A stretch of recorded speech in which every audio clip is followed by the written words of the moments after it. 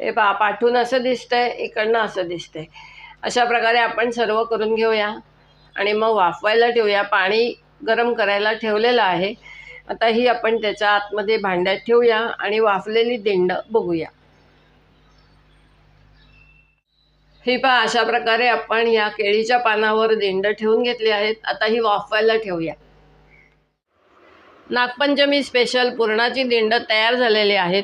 ही पहा, 15 मिनिटामध्ये ही सर्व दिंड शिजून तयार झालेली आहेत. मध्ये तुपाची वाटी ठेवलेली आहे. तुपाबरोबर ही खायची आहेत. ही दिंड जर का तुम्हाला आवडली असतील तर लाईक करा, शेअर करा. चॅनलला जे नवीन असतील त्याने अवश्य सबस्क्राईब करा. धन्यवाद. आता आपली भेट एका छानशा पदार्थासोबत होणार आहे.